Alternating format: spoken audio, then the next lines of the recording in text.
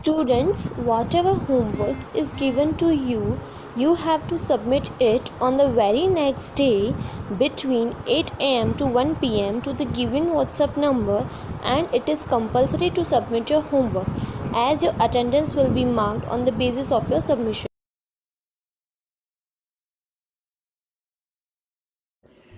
Next is tidal forest. Tidal forest, also known as mangroves forest or littoral, means on a shore. Means यहाँ पर जो tidal forest है उसको हम मैनग्रोवा या लिटरल फॉरेस्ट भी कहते हैं, जिसका मतलब होता है on the shore. Means whenever the tide come, जिसको हम हिंदी में ज्वार कहते हैं, तो दिन में कई बार पानी है वो समुंदर में से किनारे की तरफ आती है और कुछ घंटे के बाद वही पानी वापस चला जाता है समुंदर की ओर, उसको हम टाइड कहते हैं। तो ये टाइड के कारण शोर पर यानी कि किनारे पर जो पेड़ उग जाते हैं, जिसमें हम लोग झड़ जैसा ही कह सकते हैं, बहुत बड़े बड़े ऊंचे ऊंचे नहीं होते हैं, जिसमें रूट्स के जैसे पेड़ उग जाते हैं, उसको ही हम टाइडल फॉरेस्ट कहते हैं। Tidal forest are found in the Ganga Brahmaputra delta, और ये जंगल है गंगा और ब्रह्मपुत्रा का जो डेल्टा बना हुआ है वेस्ट बंगाल की तरफ, वहाँ पे ये जंगल पाए जाते हैं, इस तरह के वृक्ष पाए जाते हैं, और ये बहुत ही फर्टाइल डेल्टा है। तो इस डेल्टा में जो फॉरेस्ट है उसमें सुंदरी नाम का ट्री बहुत ही फेमस है, और इसीलिए इस फॉरेस्ट को बाद में सुंदरबन भी कहा गया। Okay, so the most important tree is the sundari tree, after which the Sundarban are named. So in this way this forest is formed due to tide, and afterward it is also known as Sundarban forest, or we can say mangroves forest or littoral forest. So in this way it is found in the Ganga Brahmaputra delta. Now next is mountain vegetation. Vegetation in the mountains varies according to height. Since temperature and rainfall changes with a change in altitude, altitude मतलब height, तो यहाँ पे according to the mountain के height के हिसाब से हमें यहाँ पे उनके टेम्परेचर के हिसाब से, उनके रेनफॉल के हिसाब से हमें वेजिटेशन देखने को मिलता है। Okay, at a height between 1500 metre and 2500 metre, और ये कहाँ पे पाए जाते हैं इस तरह के वेजिटेशन, जहाँ पे 1500 मीटर से लेकर 2500 मीटर तक की जो माउंटेन्स होते हैं वहाँ पे ये पेड़ हमें देखने को मिलते हैं, उनके टेम्परेचर के हिसाब से, उनके रेनफॉल के हिसाब से।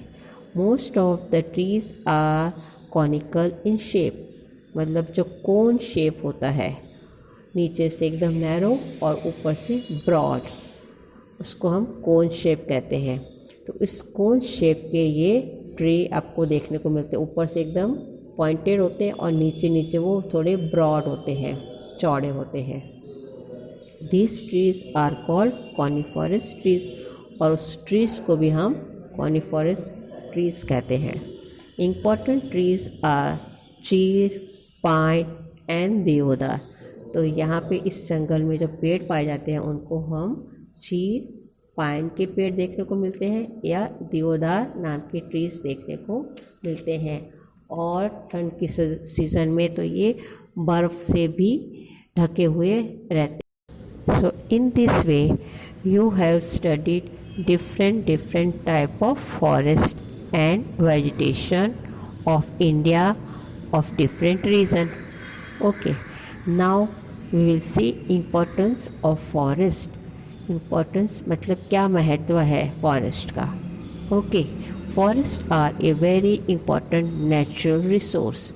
नेचुरल यानी कुदरती हमें जो है संपत्ति हम कह सकते हैं, जिसका यूज़ करके हम अपना लाइवलीहुड या हम अपनी इनकम कर सकते हैं, कुदरती है। तो ये हमारे लिए एक जो है नेचुरली संपत्ति है। Number 1, they provide us with A varieties of forest product. हमको इस फॉरेस्ट से बहुत अलग अलग तरह की चीज़ें मिलती है। Second, they prevent soil erosion. जो जंगलों के कारण मिट्टी का बहाव वो कम होता है, बचता है। अगर बारिश के कारण पानी के बहाव के साथ मिट्टी भी बह जाती, मगर ये फॉरेस्ट होते हैं तो पानी का फोर्स कम हो जाता है और इसलिए मिट्टी बहती कम है, तो सॉइल इरोशन है वो कम होता है। मिट्टी का बहाव यानी soil erosion. Okay, third, they also help in checking flood. और फ्लड भी नहीं आता है, क्योंकि पेड़ जो है, जंगल है, वो फ्लड की जो पानी की जो गति होती है, स्पीड होती है, उसको भी वो रोकती है। तो इस तरह से जहाँ पे पानी बहता है तो वहाँ पे ज़मीन भी गीली रहती है और सूखी नहीं होती है, तो अनफर्टाइल भी कम होती है। जहाँ पे ज़्यादा पेड़ होते हैं वहाँ पे फर्टिलिटी भी बनी रहती है, उपजाऊपन भी बना रहता है। मगर जहाँ पेड़ कम होंगे तो वो ड्राई हो जाती है और वो फिर मिट्टी, वो ज़मीन है वो जो है अनफर्टाइल भी हो जाती है, बंजर भी बन जाती है। तो जंगलों से हमारी ज़मीन भी फर्टाइल रहती है, उपजाऊ रहती है। Okay, now next is they provide a habitat for wild life. और इस तरह से जंगल में जंगली प्राणी भी रहते हैं, पक्षी रहते हैं। इस तरह से जंगल है उनका घर है। और तो और कई जंगल के, फॉरेस्ट के और भी कई फ़ायदे हैं। बारिश भी लाती है, ओके, हमें जो है एटमॉस्फेयर को भी प्योर करती है, ऑक्सीजन भी देती है। तो इस तरह के जंगल हमारे लिए बहुत ही इम्पोर्टेंट है और वो हमारे लिए नेचुरल रिसोर्स है, कुदरत की तरफ से दिया हुई संपत्ति है, तो उसे हमें बचा के रखना चाहिए। तो फॉरेस्ट के प्रोडक्ट में अगर आप देखो तो फॉरेस्ट प्रोडक्ट टिम्बर है, लकड़ी है, that is wood obtained from tree is a major forest product. Also resin, gum, lac, khus and minor product. We need to conserve forest resource and use them moderately.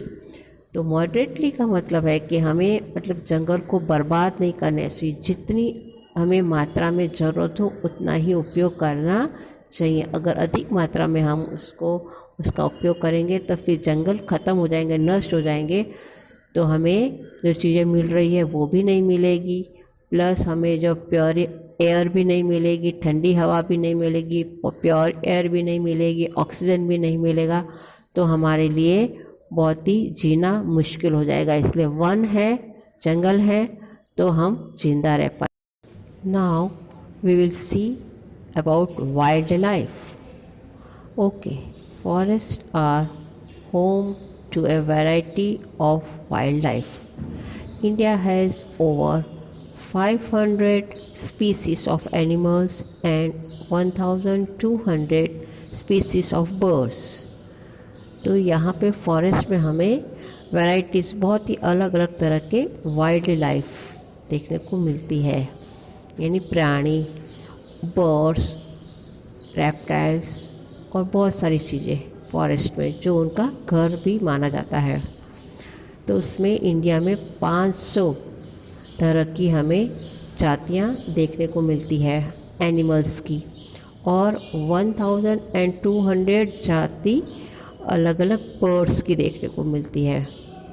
Okay, there are a number of reptiles and species of fish as well. और तो और reptiles जो मतलब रेंगते हैं, वो animals के से खड़े होकर नहीं चलते हैं, वो है पेट के बल और रेंगते हैं, ऐसे हम एनिमल्स को हम रेप्टाइल्स कहते हैं।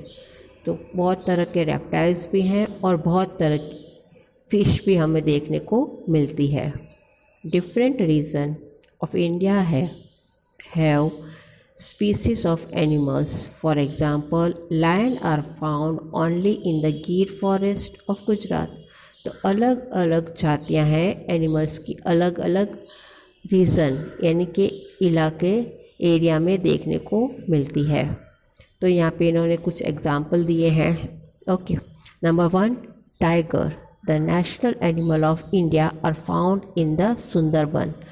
तो जो सुंदरबन डेल्टा है ईस्ट की तरफ, वहाँ पे हमें टाइगर देखने को मिलते हैं। Number 2, elephant are found in Kerala and Karnataka. तो जो केरला स्टेट है और कर्नाटका स्टेट है, वहाँ पे हमें एलिफेंट देखने को मिलते हैं। 1 horn rhinoceros is found in the forest of Assam.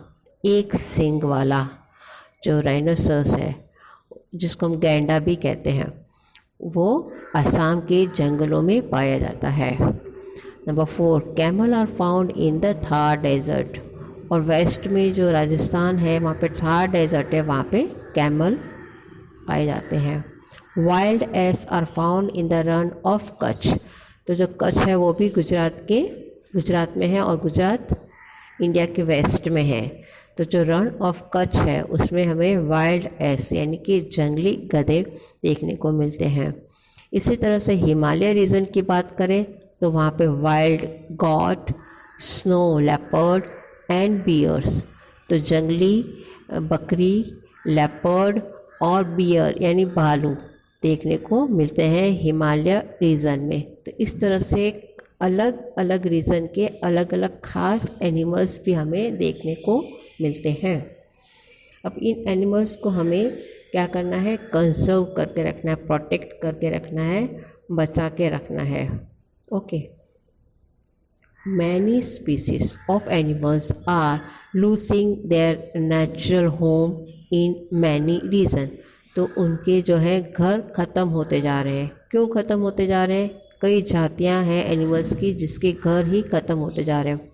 तो उनका घर क्या है? जंगल है। और जंगल को अगर हम काट देंगे तो वो एनिमल्स भी नहीं रहेंगे। Due to depression of forest and poaching. तो उनका कारण क्या है? एक तो जंगल को कम कर रहे हैं और तो और प्रॉचिंग यानी कि हंटिंग कर रहे हैं, वो भी इल्लीगली। कायदा नहीं है, कानून नहीं है, मगर फिर अवैध रूप से हम लोग जब शिकार करते हैं उसको हम कहते हैं प्रॉचिंग। तो इस तरह से शिकार हो रहे हैं और जंगल को नष्ट हो रहे हैं, इसलिए कई जातियां हैं वो ख़त्म होती जा रही है। As a result a few species have been categorise and as endangered animal. और कुछ जातियां हैं वो एंडेंजर में आ गई है, यानी कि वो संकट में आ गई है, उसकी जो है जनरेशन है वो ख़त्म होती नज़र आ रही है। Wild life is our heritage. वो हमारी हमें मिली हुई है कई पीढ़ियों से, तो वो हमारे लिए वो विरासत है, वो हेरिटेज है, मतलब and it is our duty to preserve every species of animal. और हमारी ड्यूटी बनती है कि ये एनिमल्स को हम बचा कर रखें फॉर फ्यूचर जनरेशन। आने वाली जो पीढ़ी है उनके लिए हमें बचा कर रखना चाहिए, क्योंकि एनिमल्स भी हैं वो हमारे लिए बहुत ही हेल्पफुल है। It is important for us to conserve both the forest as well as its wildlife. जितना जंगल हमारे लिए ज़रूरी है, जितना जंगल है वो हमारे लिए संपत्ति है, इतने ही जो प्राणी हैं वो भी हमारी कुदरती ही संपत्ति ही है। ओके, तो प्राणियों को भी हमें बचाकर रखना पड़ेगा, क्योंकि अगर प्राणी नहीं रहेंगे तो भी हम संकट में आ सकते हैं। क्योंकि यहाँ पे ऐसा कहा जाता है कि बड़े प्राणी हैं वो छोटे प्राणी को खाते हैं, छोटे प्राणी उससे छोटे प्राणी को खाते हैं। इस तरह से पूरी ये एक सर्कल है, और इस तरह से प्राणी है वो हमारे जो प्रॉब्लम्स हैं वो भी दूर करते हैं। अगर नहीं तो ये बड़े बड़े प्राणी नहीं रहेंगे तो छोटे प्राणी इतने बढ़ जाएंगे कि फिर हमारे लिए भी खाना नहीं बचेगा। तो ये हम एक दूसरे के ऊपर डिपेंड है, एक दूसरे के ऊपर आधार है, एक दूसरे के हम कंपोनेंट है, हम एक दूसरे के बिना नहीं रह सकते हैं। जैसे जंगल हमारे लिए ज़रूरी है तो प्राणी भी हमारे लिए ज़रूरी है। हमारा जीना जो है इनके ऊपर आधारित है, तो इसलिए हमारा ड्यूटी बनता है कि उसको हम बचाएं, प्राणियों को भी बचाएं। Now next paragraph is in order to control poaching, the government has declared many areas as wildlife sanctuary, bird sanctuary and national park. तो यहाँ पे वाइल्ड लाइफ सेंचुरी और नेशनल पार्क है गवर्नमेंट ने बनाए हैं, ताकि ये प्राणी हैं, ये एनिमल्स हैं, वो शिकार से, अवैध शिकार से बच सके और जो है वो उनको दूसरी तरीके से भी जो जंगल हम काटे नहीं और उसकी रक्षा हो सके। तो वाइल्ड लाइफ सेंचुरी और नेशनल पार्क में थोड़ा सा अंतर है। वाइल्ड लाइफ सेंचुरी में क्या होता है कि जो एंडेंजर एनिमल होते हैं वहाँ पे उनको प्रोटेक्ट करते हैं, और नेशनल पार्क है वो है जंगल में एनिमल्स होते हैं, दूसरे एनिमल्स होते हैं, उनको प्रोटेक्ट किया जाता है। तो इस तरह से यहाँ पे नेशनल पार्क और वाइल्ड लाइफ सेंचुरीज देखने को मिलती है। गवर्नमेंट की तरफ से कई ऐसी सेंचुरीज बनाई गई है पूरे इंडिया में। Wild national park is meant to protect forest covered and wildlife. A wildlife sanctuary protect endangered species. तो इस तरह से वाइल्ड लाइफ और नेशनल पार्क बनाए गए हैं। India has 18 biodiversity reserve such as Nanda Devi, the Kanchenjunga, the Sundarban, the Nilgiri and others।